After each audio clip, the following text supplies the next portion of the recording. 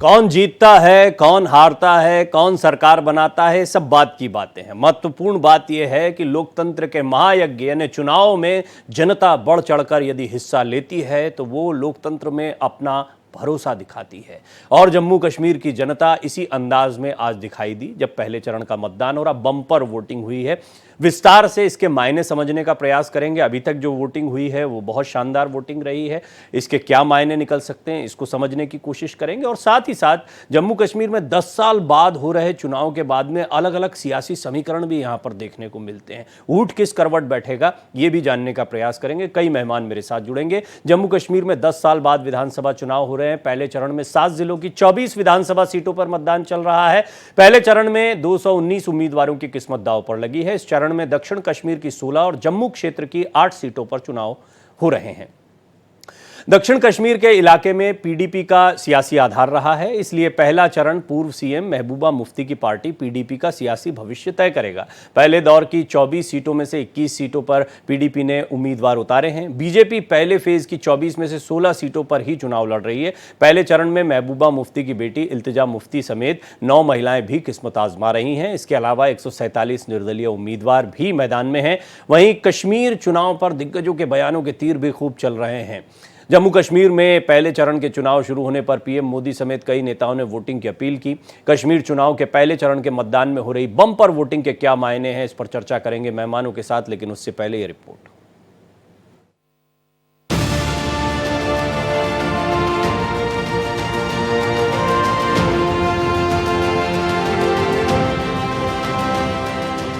जम्मू कश्मीर में 10 साल बाद हो रहे विधानसभा चुनाव के पहले चरण में बम्पर वोटिंग हो रही है।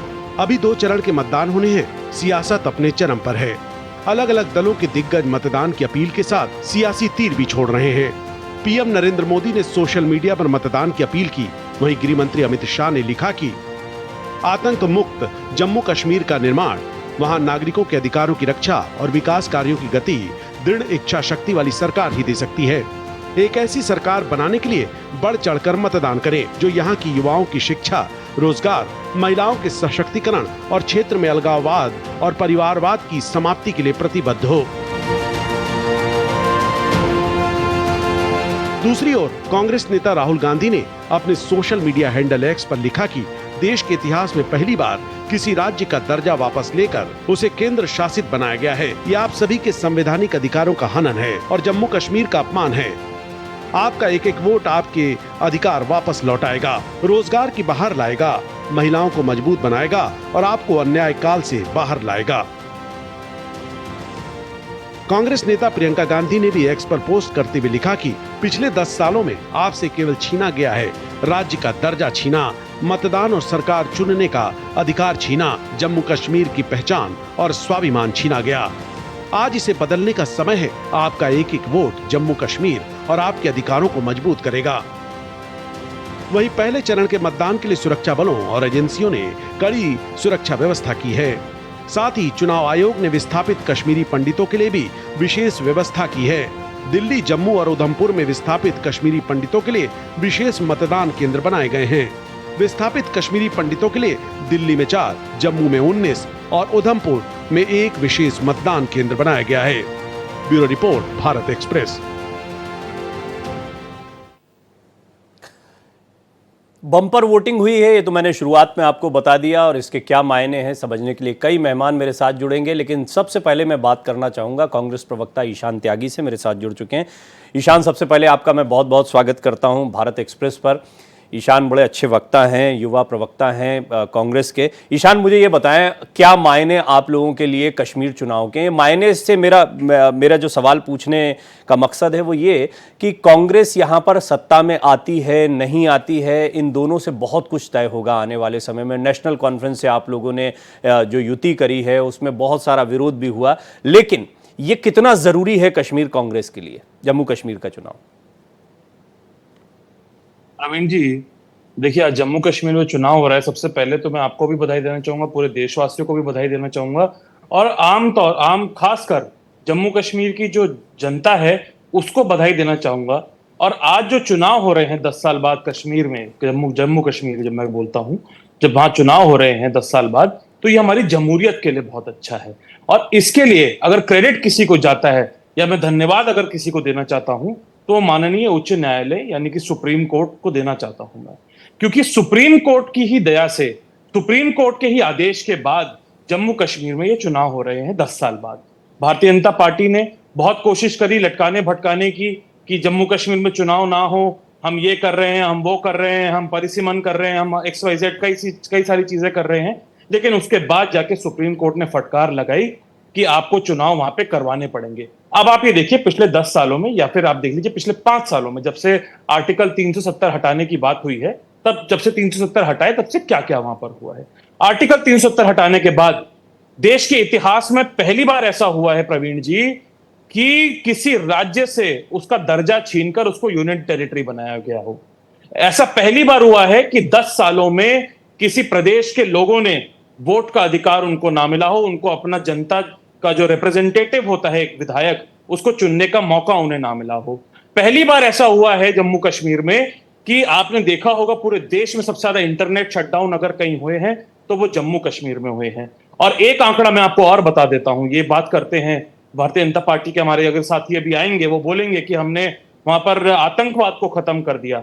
आप प्रवीण जी होम मिनिस्ट्री का डेटा, मेरा अपना डेटा नहीं है, मैं डेटा पे बात करता हूं सिर्फ, आप होम मिनिस्ट्री का डेटा उठा के देख लीजिए 2019 से लेके 2024 में जितने आम नागरिकों की वहां पे जान गई है, जितने हमारे सेना के वहां पे सैनिक शहीद हुए हैं, वो 2019 से 2014 में ज्यादा शहीद हुए हैं। 2011 से आपने कई सारे बिंदु ईशान रखे हैं, मैं इनको एक एक करके समझूंगा अभी, बहुत महत्वपूर्ण बातें। लेकिन मुझे एक चीज का ये जवाब दीजिए कि बम्पर वोटिंग यहां पर हो रही है, इसमें दो फैक्टर हैं। एक चुनावी विश्लेषक के तौर पर हम जब भी एनालाइज करते हैं चुनाव को, एक तो सबसे पहले ये सचमुच में काफ़ी खुशी देता है कि जम्मू कश्मीर के चुनाव में इतना अच्छा परसेंटेज आ रहा है।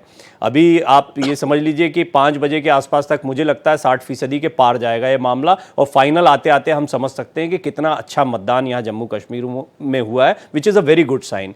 लेकिन इस तरीके से स्वच्छंद माहौल में चुनाव हो, इसके लिए वहाँ पर ज़मीन, जैसे लाल चौक पर तिरंगा फहराया जाता है, राहुल गांधी भारत जोड़ो यात्रा के बाद जब जाते हैं तो बड़ा वहाँ पर कुछ मस्ती के वीडियोस, बीजेपी इसको हमेशा कोट करती कि देखिए ये माहौल हमने दिया, ये हालात हमने कश्मीर में बनाए कि आज आप सुरक्षित महसूस करते हैं। पर्यटन वहाँ पर बड़ा, आप पुष्कर सिंह धामी का इंटरव्यू पढ़े आज, उन्होंने बड़े डिटेल में श्रीनगर में इस बात को कहा भी है कि हमने पर्यटन का विकास किया है। तो ऐसा है कि ये जो 10 साल हुए, ये 370 हटने के बाद में उन चीज़ों को चाक चौबंद करना था, लेकिन भारतीय जनता पार्टी को बिल्कुल जीरो क्रेडिट दिया जाए, ये थोड़ा बात हजम नहीं होती। फिर भी आपका पॉइंट रविंद्र जी देखिए, भारतीय जनता पार्टी की एक ही आदत रही है, उनकी आदत यही रही है कि शगुफे छोड़ना, बार बार शगुफे छोड़ना, एक नैरेटिव बनाना और एक झूठा नैरेटिव बनाना।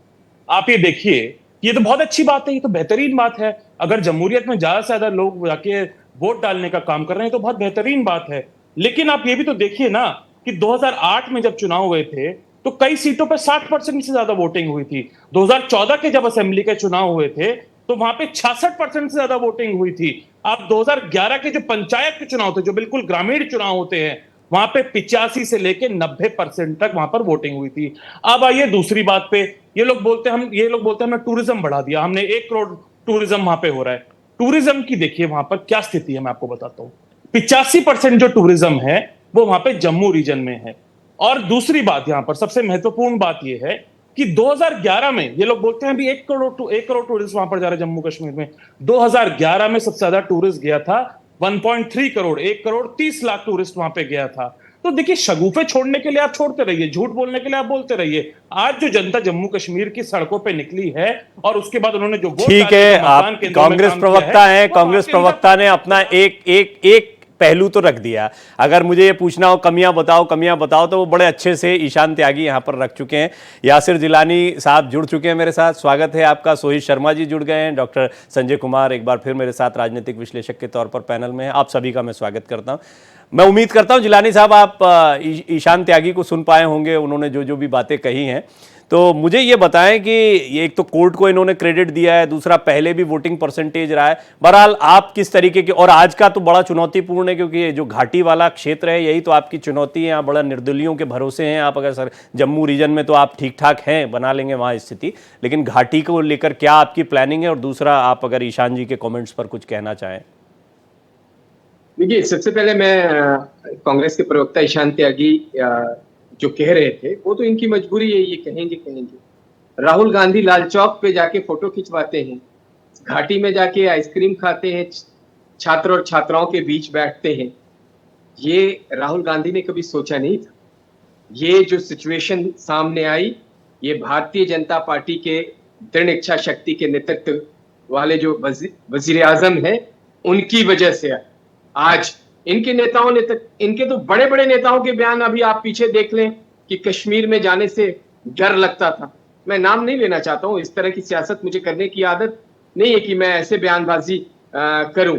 आप आज देखें, जो लोगों के अंदर खुशियां दिख रही हैं, जो लोग मुतमईन हैं, जो लोग इस विश्वास में हैं कि कश्मीर के हालात को बदलते हुए हालात, जो कश्मीर भारत का मुकुट है, उस पे आज मुहर लग रही है। और जिस तादाद में जो भीड़ आ रही है, वो बदलाव के लिए आ रही है। यकीन माने कि हमें पूरा यकीन है कि इस बार कश्मीर में इतिहास बनेगा और भारतीय जनता पार्टी की सरकार बनने जा रही है, जिसमें घाटी से भी हमारे कमल खिलने जा रहे हैं। डल लेक में कभी किसी ने सोचा था कि डल लेक में जाके शिकारे पे बैठ के, बोट हाउस में बैठ के इंटरव्यू कर पाएंगे? ये तस्वीर मैंने तो नहीं देखी। मैं कश्मीर लगातार जाता रहा हूं। मैं कश्मीर के तमाम, चाहे वो साउथ कश्मीर का इलाका हो, सोनमर्ग हो, गुलमर्ग हो, उसकी बर्फ की पहाड़ियां हो, वहां भी हम जाते थे, सोच नहीं सकते थे बिना फोर्सेस और बिना पुलिस के। आज कांग्रेस के लीडर जाते हैं, बड़ी बड़ी रैली कर रहे हैं, बड़े बड़े वायदे कर रहे हैं और बड़ी बड़ी बातें कर रहे हैं। ये देन है एक सोच की, और वो सोच है वजीर आजम नरेंद्र मोदी, जो सबको साथ लेके चलना चाहते हैं। अच्छा जिलानी साहब, ये तो होती रहेंगी। आप ये तो आप, मैं किसी चीज पर जम्मू कश्मीर में बात करूंगा, चाहे पहला चरण हो, दूसरा चरण हो। ईशान त्यागी, आप ये वाले मुद्दे तो लगातार उठाते रहेंगे आमतौर पर। मुझे ये बताइए, घाटी में आप निर्दलियों के भरोसे हैं, निर्दलियों को सपोर्ट कर रहे हैं, बैक से सपोर्ट किया जा रहा है, जम्मू में अपना लाओ, निर्दलियों को यहां से लाओ, और जो इतिहास का कॉन्फिडेंस आप बता रहे हैं, उसकी वजह यही है? मुझसे पूछ रहे हैं आप? जी जी जी। नहीं, मुझे तो यकीन है कि हमारे कुछ नौजवान साथी जो चुनाव लड़ रहे हैं, जो हम लोगों के साथ संगठन में काम किया, वो चुनाव जीत रहे हैं घाटी से, जो खबर मिली है। और बाकी जो लोग आएंगे, हम उनका हमेशा स्वागत करेंगे, जो राष्ट्रवादी विचारधारा। हालांकि जिलानी साहब, इस पे हमारा बड़े बड़े खूब डिस्कशन हुए कि देखिए, अगर 370 को रिस्टोर, भले ही वो एक शिगुफा ही कह लीजिए, लेकिन अगर नेशनल कॉन्फ्रेंस, पीडीपी दोनों इस मुद्दे को उठाते हैं, तो ये बात तो तय है कि वो वहां पर इस अंडर करंट को पकड़ रहे हैं कि हो सकता है कि यहां पर 370 को रिस्टोर करना एक बड़ा मुद्दा हो, जो आपने हटाया था। तो इसको लेकर एक सेंटिमेंट बनता है, इसलिए मैं ये सवाल आपसे पूछ रहा था। डॉक्टर साहब, देखिए, आप बहुत एक्सपीरियंस पत्रकार हैं। ये एक दूसरे पे विश्वास कर रहे हैं क्या? उमर अब्दुल्ला का बयान अलग आता है, कांग्रेस का बयान अलग है, उनका मैनिफेस्टो अलग है, कांग्रेस का मैनिफेस्टो अलग है। एक दूसरे पे विश्वास नहीं है इनको। ये कैसे किसी तरह की आगे की व्यवस्था और जो सिस्टम बदलने जा रहे हैं, और जो ये ख्वाब देख रहे हैं कि हमारे पास आ जाएंगी, वो इकट्ठे नहीं रह सकते। इनका इतिहास नहीं है ऐसा। ठीक है, ये तो खैर अभी चर्चा इस पे लंबी हो जाएगी। वो तो ये होता है कि सुविधा का गठजोड़ होता है, आप लोगों का भी रहा है, इन्हीं के साथ में रहा है। हालांकि सोहित शर्मा जी मेरे साथ, मैं आऊंगा ईशान जी, एक एक करके मैं चाहता हूं ओपनिंग कमेंट हो जाए। पहले सोहित शर्मा जी, अगर आप मुझे सुन पा रहे। देखिए, सोहित जी से बात करना इसलिए इंपॉर्टेंट है क्योंकि कश्मीर को जानते हैं, जम्मू में तो रहते ही हैं, लेकिन कश्मीर की सियासत को बड़ा करीब से जानते हैं। सोहित जी, मुझे जरा घाटी और जम्मू का डिफरेंस थोड़ा सा समझाइए। और यहाँ पर आपने बीजेपी कांग्रेस प्रवक्ता को भी सुना होगा, और पीडीपी की तरफ से आप जरूर जोर लगाएंगे, हालांकि चुनौतियां आपके लिए इस बार बहुत ज्यादा है, लेकिन घाटी के समीकरण थोड़ा सा बताइए। देखो, बात ऐसी है प्रवीण जी की, जिस तरह से हमारे बीजेपी के प्रवक्ता जी ने जो बात रखी है, मैं इनको बताना चाहता हूं कि जम्मू कश्मीर अपने आप में एक बहुत बड़ी स्टेट थी, जिसको आप लोगों ने यूटी में चेंज करके रख दिया। लद्दाख को अलग कर दिया, जम्मू कश्मीर को अलग कर दिया। आप लोगों की बदौलत आज जम्मू कश्मीर को ऐसा आप लोगों ने बना के रख दिया है कि पूरे भारत में इसको बदनाम करके रख दिया। अरे बाबा, आज आप बात करें कि राहुल गांधी वहां पे आइसक्रीम खाने जा रहे हैं, वहां पे फोटो खींचने जा रहे हैं, अब वो दिन भूल गए 2002-3 में, जब अटल बिहारी वाजपेयी साहब श्रीनगर जाकर वहां पे भाषण दे रहे थे। जब कह रहे थे कि पड़ोसियों से उनका एक वो था जिसमें उन्होंने कहा था, वो शायद मेरे दिमाग में नहीं आ रहा, लेकिन उन्होंने बड़ी अच्छी बात कही थी अटल बिहारी वाजपेयी ने कि पड़ोसियों से हम दुश्मनी नहीं रख सकते, दोस्त बदल सकते हैं, दोस्त बदल सकते हैं लेकिन पड़ोसी नहीं बदल सकते। जी जी। ये अटल बिहारी वाजपेयी साहब ने 2002-3 में कश्मीर में जाकर बात कही थी। सो अगर प्राइम मिनिस्टर कश्मीर जाकर बात कर रहे हैं तो आपने जम्मू कश्मीर को समझा क्या है? अरे जम्मू कश्मीर अपने आप में बहुत स्ट्रॉन्ग स्टेट था, ऐसे हालात खराब तो थे नहीं जैसे आप पूरे भारत में बता रहे हैं। जम्मू कश्मीर में डेवलपमेंट अपने आप में एक बहुत थी, हर एम्स वहां पे बने रहे थे, आईआईएम वहां पे बने रहे थे। 2014 में पीडीपी की हुकूमत में एम्स बने हैं। अब ये सब चीजें भूल गए हैं। सड़क की वहां पे बनी, कश्मीरी पंडितों को हक मिला पीएमओ पैकेज के तहत। 2003-4 में कश्मीरी पंडित को हक मिला, फ्लैट्स बनाए गए, उनको दिए गए। अब मुझे बताओ 10 साल में आपने कश्मीरी पंडित को क्या दिया? जो राशन मिलता था वो भी आपने राशन बंद कर दिया। पर डे 2014 में कश्मीरी पंडित को 2014 से पहले 58 रुपीस पर डे मिलते थे। अब वही चीज 150 के रेंज में आकर पर डे 2014 के बाद कश्मीरी पंडित को दी गई। सो कहने का मतलब ये है कि डेवलपमेंट के नाम से जम्मू कश्मीर पीछे नहीं था। ये तो हम अगर अभी बात करेंगे तो 1 घंटा इन्हीं मुद्दों पर, लेकिन शर्मा जी जब मैं आपको सुनता हूं तो मैं यही सोचता हूं कि आप 10 सीट ले आए या ज्यादा सीट भी ले आए, मेरी तो शुभकामनाएं हैं। लेकिन अगर इतनी सीटें ले आते हैं, सोहित जी एक सवाल आपसे कि क्या आपकी सीटें आ जाएंगी तो किसके साथ जाएंगे आप? नेशनल कॉन्फ्रेंस कांग्रेस गठबंधन के साथ, बीजेपी के साथ भी पहले सपोर्ट रहा है आपका, कुछ सीटें आपकी आ गई तो किसके साथ जाएंगे? सिंपल बात है प्रवीण जी, जो 370 के हक में रहेगा, जो स्पेशल स्टेटस के हक में रहेगा, हम उनके साथ हैं। नेशनल कॉन्फ्रेंस और कांग्रेस के साथ मतलब ये हाईकमान ने फैसला लेना है, लेकिन हमारी तो और कोई दिखता भी नहीं है ना स्पेशल स्टेटस के लिए। ठीक है, चलिए एक opening comment doctor Sanjay Kumar भी, आप तीनों पॉलिटिकल पार्टीज को सुन चुके हैं, वो लगातार एनालिसिस हमारे साथ करते हैं इन विषयों पर। डॉक्टर संजय, एक तो बम्पर वोटिंग होना, वैसे जैसे ईशान बता रहे थे बड़ा अच्छा उन्होंने आंकड़ा रखा कि पहले भी वोटिंग परसेंटेज जम्मू कश्मीर का अच्छा रहा है, यहाँ चुनाव में काफ़ी दिलचस्पी जनता दिखाती है, लेकिन 10 साल के गैप के बाद में अभी तक जो 3 बजे का वोटिंग परसेंटेज है वो काफ़ी आशान्वित करने वाला है, काफ़ी सकारात्मक दिखाई पड़ता है। आप इसको कैसे देखते हैं और क्या समीकरण आप देखते हैं घाटी और जम्मू के चुनाव को? अगर हम देखें अलग अलग रीजन के हिसाब से पॉलिटिकल पार्टीज लड़ रही हैं, अलग अलग स्ट्रैटेजीज बनाई गई हैं, आपका आकलन क्या कहता है? तो स्वाभाविक है कि परसेंटेज का जो बढ़ना है वो तो इस बात का तो संकेत है ही ना कि लोग में उत्साह है, लोग उत्साहित होकर के घरों से निकल रहे हैं और जो डेमोक्रेसी में उनको राइट्स मिले हैं। ठीक है, वो पहले 65% होता था, 60% होता था, लेकिन अभी अगर 2024 में भी उसी उत्साह से, उसी जज्बा के साथ लोग निकल रहे हैं वोट देने के लिए, मतलब कि उनको जमहूरियत में एक भरोसा है। ये बात तो साफ है। लंबी कतारें, युवाओं की कतारें, महिलाओं की कतारें, सुबह 7 बजे से पहले जो वोटर्स है वो कतार में खड़े हो जाते हैं। ये एक साफ संकेत है कि उनके अंदर में अपने जमहूरियत को बचाने के लिए एक जज्बा है। रह गई बात कि आपने जम्मू और कश्मीर को अलग अलग तरीके से जानने की कोशिश की है, जो मैं समझता हूं जम्मू रीजन जो है स्वाभाविक तौर पर भारतीय जनता पार्टी वहां मजबूत दिखती है और जिस तरह से उनका अलायंस है और अलायंस के आधार पर उनको लगता है कि हम जम्मू में बेहतर परफॉर्म कर पाएंगे। जहां तक घाटी की बात है, कश्मीर में क्योंकि आज भी जो चुनाव है 16 सीटें संभवतः घाटी में है, चुनाव हो रहा है और 8 सीटें जम्मू रीजन का है, तो घाटी में भी बड़ी संख्या में लोग निकले हैं वोट करने के लिए। और नेशनल कॉन्फ्रेंस का बयान है, उन्हीं के कई नेताओं के बयान को मैं देख रहा था, उन्होंने एक शब्द इस्तेमाल किया, शांतिपूर्ण मतदान।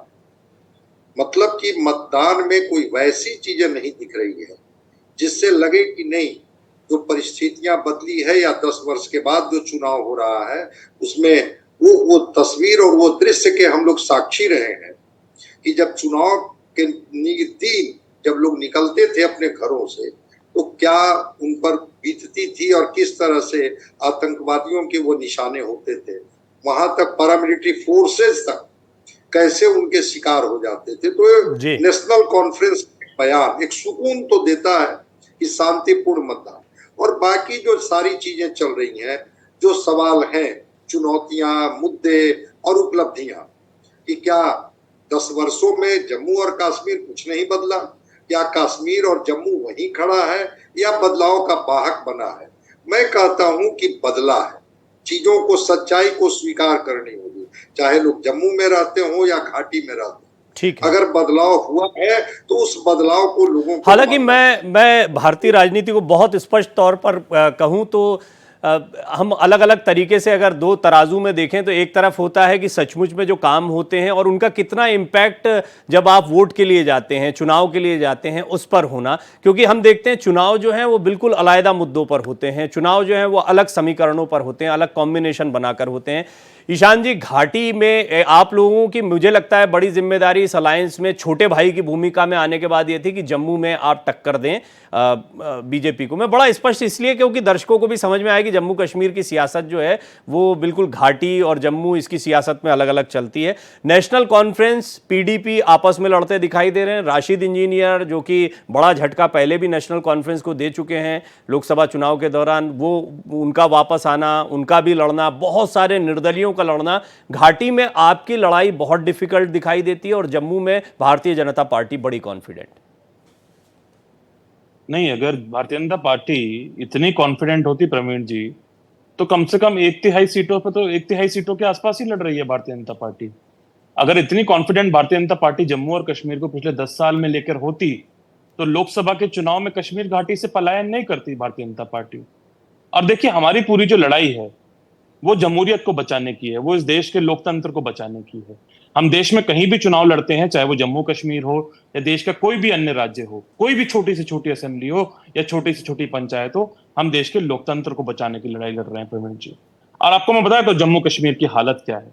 बिल्कुल ठीक कहा अभी आपके एक पैनलिस्ट ने कि वहां बदलाव हुआ है। मैं बताता हूं पिछले 10 साल में क्या बदलाव हुआ है प्रवीण जी। प्रवीण जी, 10 साल में जम्मू कश्मीर में जो अनएम्प्लॉयमेंट रेट है वो आज सबसे ऊपर है। आप अगर पूरे देश का आकलन करेंगे, जो युवाओं में बेरोजगारी है उसमें जम्मू कश्मीर नंबर 2 पे खड़ा हुआ है। जो महिलाओं में बेरोजगारी है उसमें जम्मू कश्मीर आज की डेट में सबसे ऊपर है, नंबर 1 पे खड़ा हुआ है। तो ये बदलाव हुआ है कश्मीर में।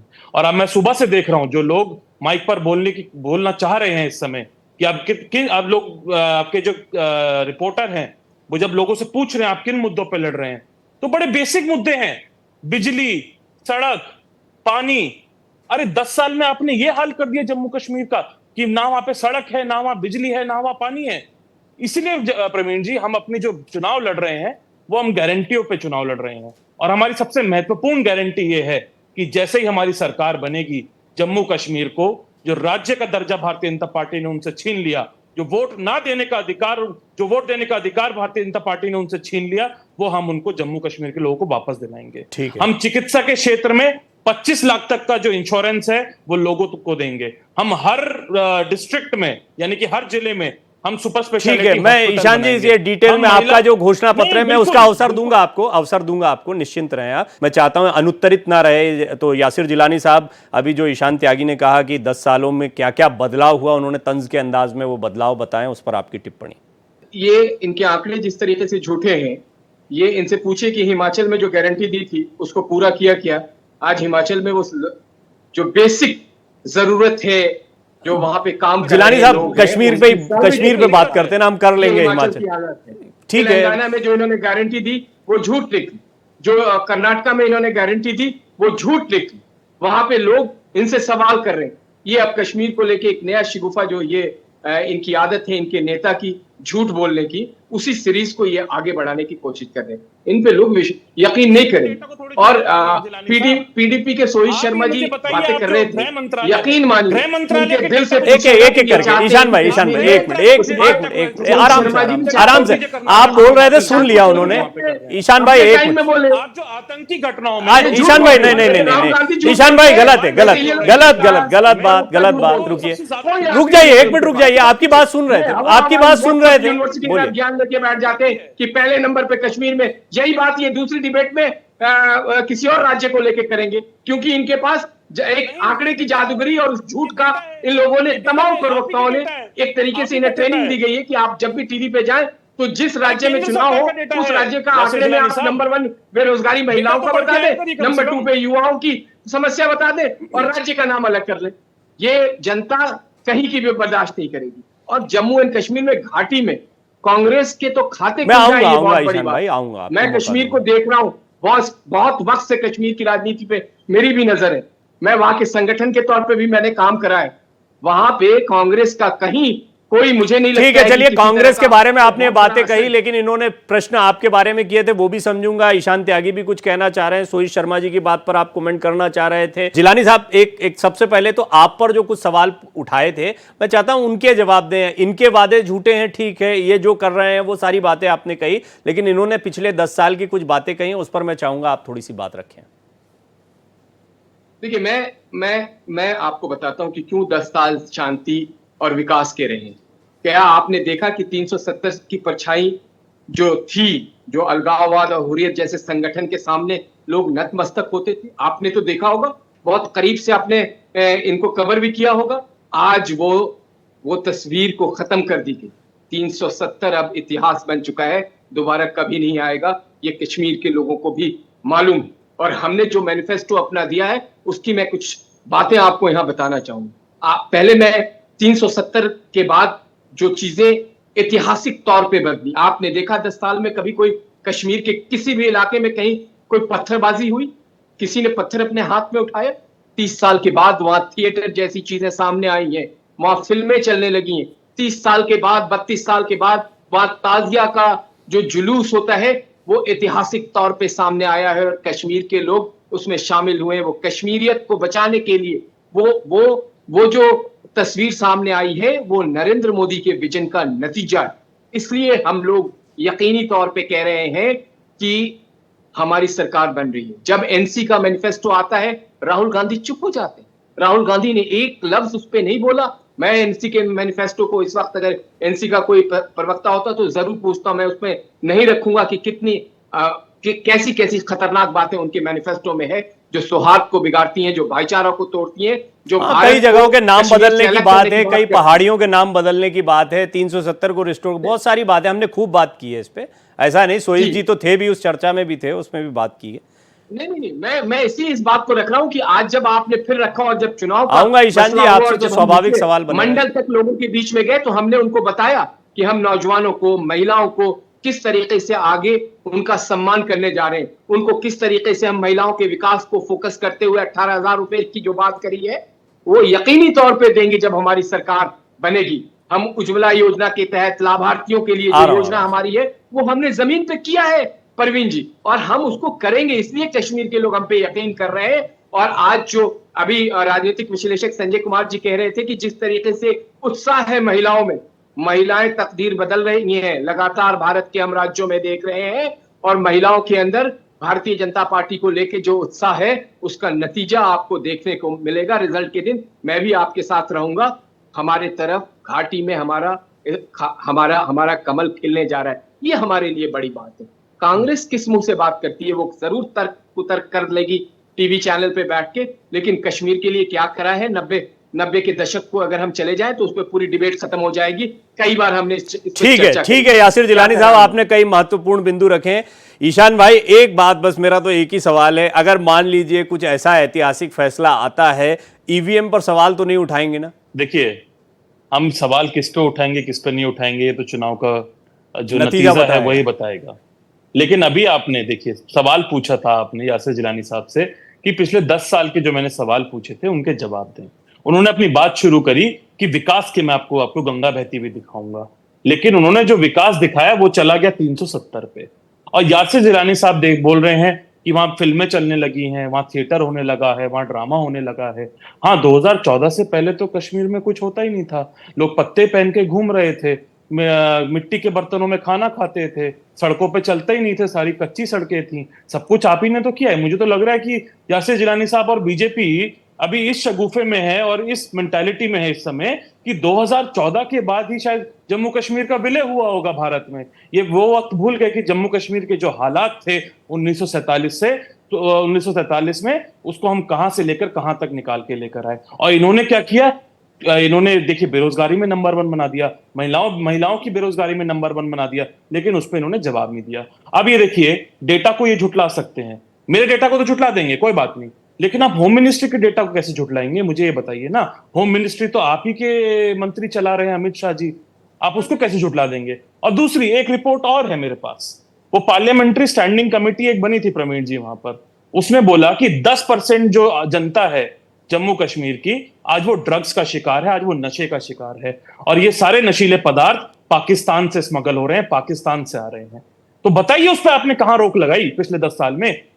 और ये पार्लियामेंट्री स्टैंडिंग कमेटी अभी के समय की है, आप ही के समय की है, उस पर जवाब दीजिए मुझे। हालांकि देखिए, हम लोग चुनावी बातें करते करते इन मुद्दों को जवाब दीजिए, मैं दोबारा वो सवाल जी मैं आ रहा हूं। प्रवीण जी, एक मिनट ईशान भाई, एक मिनट 2019 से लेकर 2023 तक एक मिनट रुकिए तो सही ईशान भाई आपने नहीं सेना के जो जवान आपने अपनी बात रखी, आपने मल्टीपल बातें रखी, 2019 से लेकर 2023 तक सबसे ज्यादा है, उस पर बताइए आप। ठीक है, कि आप क्या कर रहे हैं जम्मू कश्मीर की सुरक्षा के लिए? आप क्या कर रहे हैं हमारे वहां? एक मिनट रुकिए तो सही, तभी तो बता पाएंगे। आप उनको हेलीकॉप्टर प्रोवाइड नहीं कर पाते हैं। रुकिए तो सही, तभी तो बता पाएंगे ईशान भाई रुकिए, तभी तो बता पाए।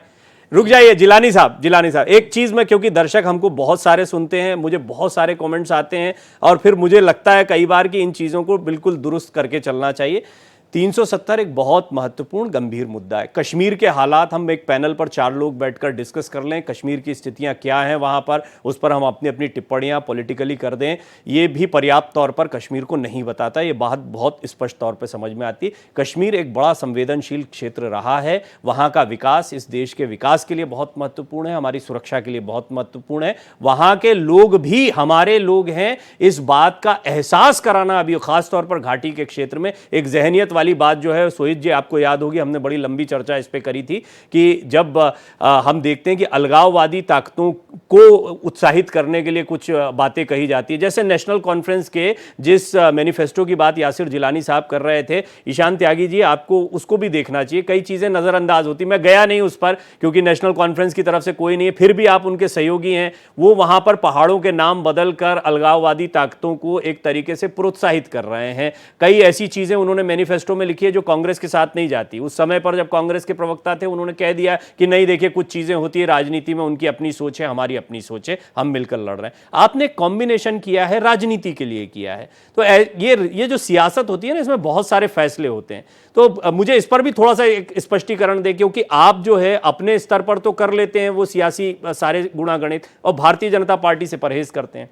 ये आपस में आके चुनाव लड़ती है, और अगर वो मान लें हम जीत जाते हैं, तो हम ऐसा थोड़ी है कि किसी भी एक पार्टी का मैनिफेस्टो लागू हो जाएगा। एक कॉमन मिनिमम प्रोग्राम बनेगा, उसके तहत सारे काम होंगे, और जब हम जीतेंगे तो वही कॉमन मिनिमम प्रोग्राम जो हमारा बनेगा, जो नेगोशिएशंस होंगी हमारी और नेशनल कॉन्फ्रेंस के बीच में, वो आप सबके सामने वो कॉमन मिनिमम प्रोग्राम आ जाएगा, और वो लोगों की बेहतरी के लिए कॉमन मिनिमम प्रोग्राम बनेगा। अब ये देखिए, 2014 में चुनाव हुए, मैं एक बार, अगर आप मुझसे अगर मैनिफेस्टो पे सवाल पूछते हैं, कॉमन मिनिमम प्रोग्राम पे सवाल पूछते हैं, या इन सब चीजों पे आर्टिकल 370 पे सवाल पूछते हैं, तो यही सवाल मैं एक बार भारतीय जनता पार्टी के सामने भी रखना चाहूंगा। 2014 में जब इन्होंने चुनाव लड़ा, तो पीडीपी के लोगों को ये गाली देते थे, पीडीपी के लोगों को ये अलगाववादी बोलते थे। उन्हीं अलगाववादी ताकतों के साथ मिलकर इन्होंने 2014 में सरकार बनाने का काम किया। अब पीडीपी के मैनिफेस्टो में उस समय क्या लिखा हुआ था, उसमें ये अगेन आप वही कर रहे हैं जो अभी जिलानी साहब के लिए आप कह रहे थे कि मैंने उनसे सवाल कुछ पूछा और वो जवाब कुछ। ये तो नेशनल कॉन्फ्रेंस के साथ भी रह चुके हैं, अब्दुल्ला साहब भी इनके साथ रह चुके हैं, उमर अब इनके साथ अब्दुल्ला साहब भी रह चुके हैं। पीडीपी के साथ जब सरकार बनाई लेकिन थी, उन्होंने नहीं पाकिस्तान की करेंसी का इस्तेमाल करने की वो बात करते थे। हमने जब उनका सपोर्ट वापस ले लिया आया था, तो आर्टिकल 370 को मजबूत करने की बात वो कॉमन मिनिमम प्रोग्राम बोलता था जब इन्होंने पीडीपी के साथ सरकार बनाई थी। तो जाके पढ़ के आइए अपना कॉमन मिनिमम प्रोग्राम। आप उससे इधर हो गए। ईशान त्यागी का बयान क्या राहुल गांधी का बयान है? सुन लीजिए आर्टिकल 370 को सुन लीजिए। चैनल पे बैठ के इस बात को कह रहे हैं कि कॉमन मिनिमम प्रोग्राम हम चुनाव जीतने के बाद हमारे देश के बनाने की बात। ठीक है, इसलिए मैं उस पर बहुत लंबा गया नहीं जिलानी साहब, इसलिए मैं लंबा गया नहीं उस पर। देखिए कॉमन मिनिमम प्रोग्राम यहाँ पर तय नहीं हो सकता अभी, ठीक है, छोड़ दीजिए उसको। पता नहीं है। वो एकदम विषयांतर हो जाएगा। सोहित शर्मा जी, एक मिनट, अब मैं थोड़ा सा एक रेस्ट देता हूं, इसको एक थोड़ा सा विराम आप दोनों की चर्चा को। सोहित जी, अभी आप बीजेपी कांग्रेस को सुन रहे हैं, आप बिल्कुल अलग थलग है, आप हर बार एक स्टैंड देते हैं, जो 370 के साथ होगा उसके साथ जाएंगे, इसमें कोई दो राय नहीं कि घाटी में अब भी एक जहनियत है जिसको पाला पोसा जा रहा है और उसको एनकरेज किया जा रहा है। पीडीपी और नेशनल कॉन्फ्रेंस की ये सियासत दिखाई पड़ती है यहां पर। देखो बात ऐसी है प्रवीण जी, ये मैं एक बात क्लियर कर दूं, शायद ईशान जी भी ये बोल रहे थे कि अलगाववादी पार्टी, पीडीपी कोई अलगाववादी पार्टी नहीं है। पीडीपी रीजन पार्टी है, जम्मू कश्मीर की जनता की पार्टी है, पहली बात। और ये इस रीजन पार्टी का मकसद एक है, जम्मू कश्मीर लद्दाख को बराबर का हक दिलाना।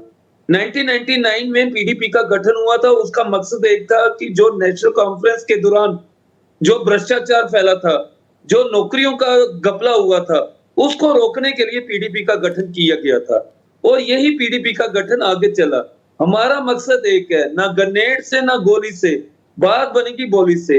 हम चाहते हैं कि जम्मू कश्मीर में शांति आए, हम चाहते हैं कि जम्मू कश्मीर में जो नौजवान है ना वो सही रास्तों पर चले। तो इसके लिए हमने सेल्फ रूल का कंसेप्ट दिया। और अगर आप कहो कि ये सेल्फ रूल एंटी इंडियन है तो ये कहना बहुत गलत है। एक रीजन पार्टी का मकसद एक ही होता है कि किसी तरह से नौजवान सही रास्ते पे आ जाएं, काम करें और देश जम्मू कश्मीर को आगे बढ़ाएं। जम्मू कश्मीर आगे बढ़ेगा तो देश आगे बढ़ेगा और उसी को लेकर हमने ये गठन किया था। और हमारा मकसद एक था कि जम्मू कश्मीर लद्दाख को बराबर का हक देना, पहली बात। दूसरी बात, जो हमारे भारतीय जनता पार्टी के प्रवक्ता कहते हैं 5 अगस्त 2019 के बाद से आप लोगों ने यहाँ पे हमें एपटेक दिया। एपटेक वो कंपनी है जो बिहार और यूपी में ब्लैक लिस्टेड कंपनी थी, जिसने जम्मू कश्मीर में आकर एसआई का स्कैम किया, फा का स्कैम किया, यहाँ के नौजवानों को धोखा दिया। फिर आप लोगों ने क्या दिया, यहाँ पे 10 साल में डेली वेजेस को आप लोग पक्का नहीं कर पाए और आज आप लोग डेली वेजेस से वोट मांगते हैं और कहते हैं कि आप हमारी हुकूमत बनाओ तो दूसरे दिन डेली वेजेस को पक्का कर देंगे। आप वही लोग हैं कि 10 साल में आप कहते थे 30,000 नौकरियां आप लोगों ने दी। आज आपके मैनिफेस्टो में है कि 1 साल में हम 5 लाख नौकरियां देंगे। आप जम्मू कश्मीर की जनता को कब तक बेवकूफ बनाते रहोगे, ये पूरा हिंदुस्तान भी जानता है और जम्मू कश्मीर की जनता भी जानती है। आज बड़े दुख से कहना पड़ता है प्रवीण जी, आज हमारा इंडस्ट्री जम्मू में खत्म हो गई हुई है, हमारा जम्मू में व्यापार खत्म हो गया हुआ है। एक समय था दरबार मूव जम्मू कश्मीर का चलता था कि 6 महीने कश्मीरी जम्मू में आकर काम करते थे और यहाँ पे रोजगार चलता था सर्दियों में। आज वो दरबार मूव इन लोगों ने खत्म कर दिया। अब वो समय आ गया है कि जम्मू का व्यापार बिल्कुल खत्म हो चुका है। अगर आपको समय लगे तो आप जम्मू में आए, हम आपको बताते हैं कि जम्मू में इस समय व्यापार की क्या हालात बने हुए हैं। ठीक है, ये बात करते हैं विकास की। ठीक है, मैं हमेशा कहता हूं कि देखिए आप वहां पर रहते हैं, लेकिन जिलानी साहब एक मिनट, आपने कुछ सवाल उठाए अनुत्तरित नहीं छोड़ते हैं।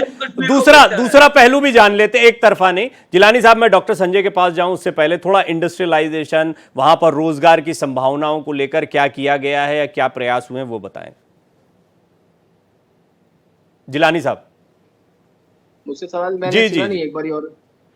मैं कह रहा हूं इंडस्ट्रियलाइजेशन, रोजगार को लेकर जो सोहित जी ने कई प्रश्न चिन्ह लगाए हैं, उन पर आप कोई जवाब देना चाहें या बताएं क्या प्रयास किए गए भारतीय जनता। हमने जो अपने मैनिफेस्टो में बात कही है उसमें आपको कॉलेज विद्यार्थियों को हमने 3,000 रुपए की ट्रैवलिंग अलाउंस देने की बात करी है। प्रतियोगी परीक्षाओं के लिए युवाओं को 10,000 रुपए का रीइंबर्समेंट मिलेगा। पीर पंजाल जम्मू की तरफ से जो छात्र छात्राओं को टैबलेट और लैपटॉप दिया जाएगा, ये इसीलिए तो रोजगार, ये तो अभी क्या हुआ, हम अच्छा टूरिस्ट वो कह रहे हैं कि अभी बनाना चाहते हैं। इससे पहले क्या हुआ है, वो टूरिज्म अगर आ रहा है तो रोजगार बढ़ेगा कि नहीं बढ़ेगा। जम्मू के लिए क्या किया, मैं कश्मीर की बात नहीं करता, आप जम्मू का बताइए, जम्मू में क्या किया आप लोगों ने। जो हमारी घोषणा है उसको पूरी करेंगे। भाई साहब, 2 ध्वज की बात करने वाले तो बात ना करें। सोहित शर्मा जी, और आप वो लोग हैं जो तिरंगा हाथ में होगा मैं जब भी अलग कर देंगे। वो बात करने वाले लोगों को कश्मीर की जनता इस बार रिजेक्ट करने जा रही है। तो पीडीपी तो शांत कोई बैठे। बात नहीं, पीडीपी का 5 में से आप 2 सीटों पर ही लड़े थे। भारत में रहते, 5 सीटों में आप 2 सीटों पर ही लड़े थे। वो 3 सीटों पे तो समानता जब्त हो गई थी आपकी। कॉन्स्टिट्यूशन की बात करेगा 3 सीटों उसको वहां की ठीक है, ऐसे कहाँ हम क्या बात कर रहे हैं, हम कहाँ चले जाएंगे, रुक जाइए, पर्सनल मत होइए। डॉक्टर संजय, अभी आपने राजनीतिक दलों को सुना, मैं आपके पास में बहुत कम इस चर्चा में आ पा रहा हूं, लेकिन आप सुन भी रहे होंगे कि ये अलग अलग मुद्दों को ये उठा रहे हैं। मुझे एग्जैक्ट बताइए, दर्शक भी जानना चाहेंगे कि जम्मू कश्मीर का चुनाव इस बार किन मुद्दों पर सचमुच में हो रहा है। एक तरफ 370 को रिस्टोर करने की बात है, घाटी में एकदम बिल्कुल अलग कैंपेनिंग का स्टाइल चल रहा है, निर्दलीय, राशिद इंजीनियर, ये सब वहाँ पर जो है वो बड़े ज़ोर शोर से लगे हुए हैं। इधर जम्मू पर बड़ा फोकस है। एग्जैक्टली किस तरह का चुनाव हो रहा है जम्मू कश्मीर में, क्या मुद्दे हैं? नहीं, मैं आज देख रहा था कि जो लोग कतारों में खड़े थे, जब उनसे मीडिया के लोगों ने पूछा कि आप किस मुद्दे पर वोट कर रहे हैं, तो जो उनकी प्रतिक्रिया जो मैं सुन रहा था, उन्होंने एक साथ कई लोगों ने जो प्रतिक्रिया दी, उन्होंने कहा कि डेवलपमेंट, विकास हमारा वोट देने का मुख्य मुद्दा होगा। इसका मतलब है कि जम्मू कश्मीर के लोग डेवलपमेंट को प्रायोरिटी दे रहे हैं। ये चीजें तो स्पष्ट हो गई है। रह गई बात कि राज्य जम्मू कश्मीर हो या भारत का कोई और राज्य हो, रोजगार का एक सवाल तो है ही, और ये चुनौती तो है उस सरकार के सामने।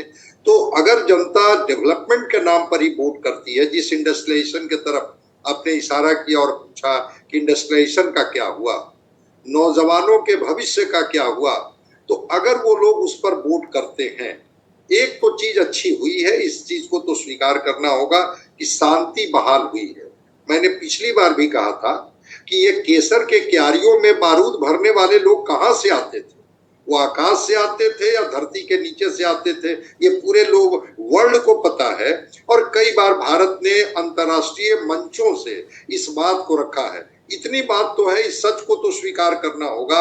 अब पक्ष में रहे या विपक्ष में रहे, ठीक है, जनता को अब जमहूरियत में अपने को साबित करने का अधिकार है कि वो मत दे करके किन्हें रिजेक्ट करेगी, किन्हें एक्सेप्ट करेगी, ये तो उनका ये है।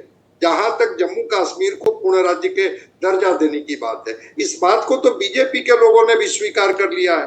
बतौर गृह मंत्री अमित शाह जी ने भी कहा है कि हाँ, जब हालात अच्छे हो जाएंगे तो हम इस पर विचार करेंगे या इसको हम पूर्ण राज्य का दर्जा देंगे।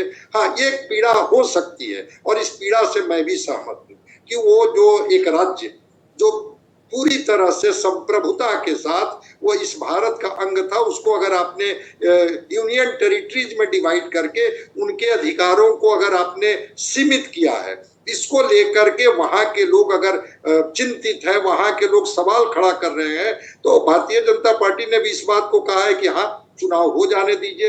लेकिन शांति बहाल हुई है, शांति आई है, इस बात को तो आज वहां के लोग भी बोल रहे हैं, वो तस्वीर भी दिख रही है और इस वास्तविकता को स्वीकार करना होगा। लेकिन जो चुनौतियां हैं वो विकास चुनौती है, इससे सच्चाई से इनकार नहीं करना होगा।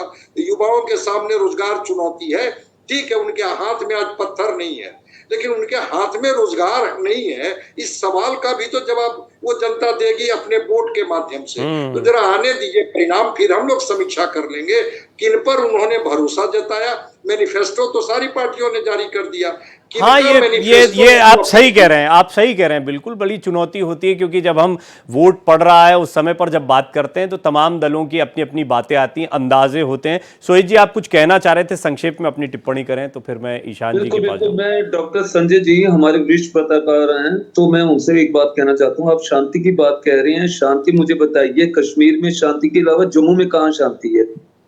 कठुआ से शुरू हो जाइए, पत्नीटॉप तक मिलिटेंट अटैक हुए, कितने हमारे आर्मी जवान शहीद हो गए। डांगरी में 5 अगस्त 2019 के बाद से हिंदू का नरसंहार हो गया। रजौरी पुंछ में कौन कर रहे हैं ये लोग? ये कौन है? ये करने वाले कौन होते हैं? सोहित जी थोड़ा सा बताइए भी, ये बड़ा सवाल है, कौन करते हैं, क्यों? समय आ गया, कश्मीर में नौजवान बोल नहीं सकता, अगर बोलेगा उस पर ईडी, एनआईए वो सब एकदम छापा मार देंगे। तो डॉक्टर संजय जी अभी भी जम्मू कश्मीर में हालात सामान्य नहीं है। एक एक करके सोहित जी ये बताइए, सोहित जी ये बताइए, कौन है ये लोग? कौन है ये लोग? ये लोग कौन है? कठुआ, पत्नीटॉप, हर जगह अटैक हुआ। कौन है ये लोग अटैक करने वाले? यही तो बात हम आपसे पूछ रहे हैं कि पूरे आर्मी बॉर्डर पे लगी है, तो ये कहां से लोग आ रहे हैं? ये जिस जहनियत की हम बात कर रहे थे, आपको लगता है कि जम्मू कश्मीर में जम्मू और कश्मीर को अलग अलग रखकर या वहां की सियासत को अलग अलग रखकर काम बन जाएगा? और फिर जब अलग अलग किया जाता है तो आप लोगों को शिकायत भी होती है कि अलग क्यों कर दिया लद्दाख को, अलग क्यों कर दिया जम्मू कश्मीर को। और यहां पर हम दिक्कत ये भी देखते हैं कि जहनियत जो है एक जगह कुछ पल रही है, एक जगह कुछ पल रही है, राज्य भले ही एक है। बात ऐसी, यही हमारा गुलदस्ता था। हमारा जम्मू कश्मीर लद्दाख एक ऐसा गुलदस्ता था जिसमें किस समय पर, जब कश्मीरी पंडितों को वहां से निकाल दिया गया उस समय पर, या किस समय पर? देखो 90 के दशक में जो हुआ वो बहुत गलत हुआ, हम उसको मानते हैं, लेकिन उसमें भारतीय जनता पार्टी की भी हुकूमत में शामिल थे। इस बात को आप लोगों को समझना चाहिए। अगर वीपी सिंह की सरकार में कोई बाहर से समर्थन दे रहा था, वो भारतीय जनता पार्टी थी।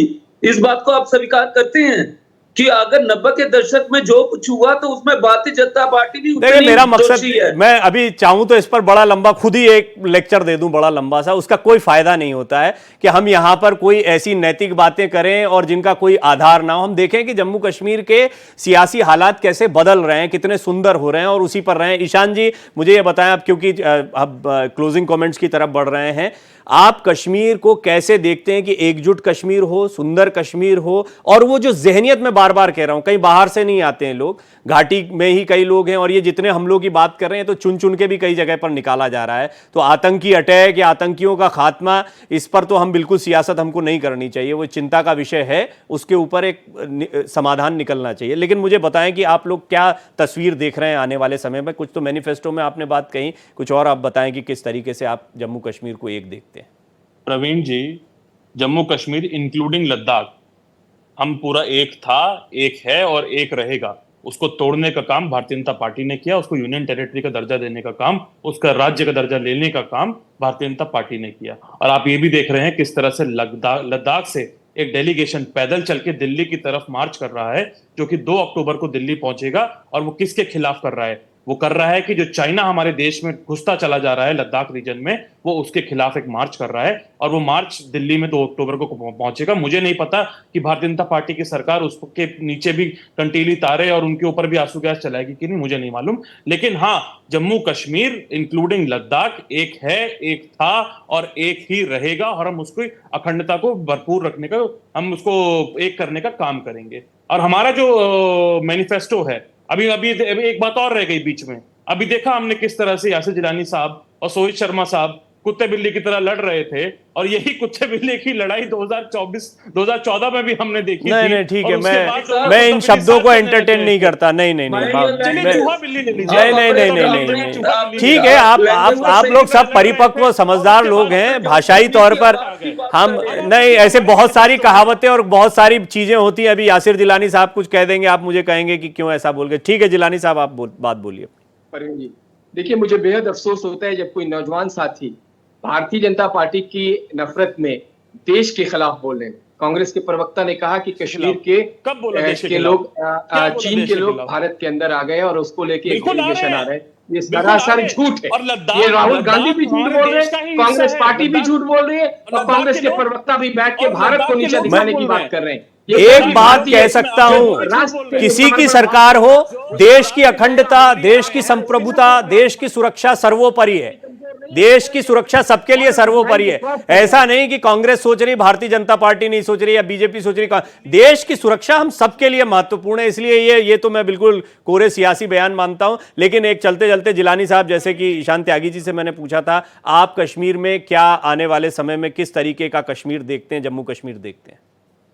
देखिए, मैं कश्मीर को भारत का मुकुट मानता हूं। मैं कश्मीर को भारत में सबसे बेहतरीन राज्य की तरह देखना चाहता हूं। मैं कश्मीर के नौजवानों को मेन स्ट्रीम में जिस तरीके से उनका लगातार समर्थन मिल रहा है, लगातार वो मेन स्ट्रीम में आ रहे हैं, वो भारत के बड़े बड़े ओहदों पे कश्मीर के लोग पहुंच रहे हैं। कश्मीर में जिस बात की चर्चा अभी हमारे वरिष्ठ पत्रकार शांति की बात कर रहे थे, सबसे पहला काम जो शांति पे लोगों ने एक्सेप्ट किया है, लोगों को यह एहसास हुआ है कि इस 10 साल में एक शांति की तरफ जो बढ़ा है, एक मोहब्बत की राह जो एग्जैक्टली होनी चाहिए। जो कांग्रेस बयानबाजी करती है मोहब्बत की दुकान, वो खरीद फरोख्त वाली दुकान नहीं, जो मोहब्बत होनी चाहिए वो कश्मीर में आए, कश्मीर के नौजवानों को रोजगार मिले।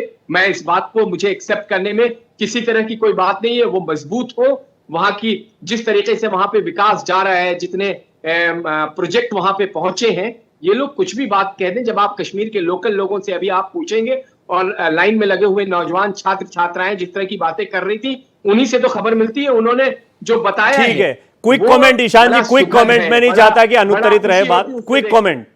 बिल्कुल प्रवीण जी देखिए, ये डेटा को झुटलाने का काम ये करते रहेंगे, लेकिन मुझे ये बताएं, इन्होंने हमें राष्ट्र विरोधी कह दिया। क्या जो लद्दाख से लोग चलकर आ रहे हैं, जो खुद बोल रहे हैं, नहीं वो अलग, वो चाइना वाली बात पर कि चाइना से लोग आ रहे हैं, उस बात पर उन्होंने कहा वो ठीक है, उनका विरोध जाए। उन्होंने इस पर नहीं कहा था, इस प्रदर्शन पर उन्होंने कुछ नहीं कहा है। ठीक है, ये चर्चा लंबी हो जाएगी। हालांकि मैं जानता हूं कि अभी जम्मू कश्मीर के चुनाव चल रहे हैं, इस पर हम चर्चा करते रहेंगे, महत्वपूर्ण मुद्दा है। लेकिन आज की चर्चा में कई सारे पॉइंट्स आए। विपक्ष की तरफ से ईशान त्यागी ने अपनी बात को रखा है, सोहित शर्मा जी ने भी अपनी बात को रखा है, संजय कुमार जी लगातार हमारे साथ बने रहे, कई जानकारियां दी। यासिर जिलानी साहब, आपका भी मैं बहुत धन्यवाद करता हूं, आपने भारतीय जनता पार्टी का पक्ष रखा। सभी मेहमानों का बहुत बहुत धन्यवाद। 5 की पड़ताल में इतना ही।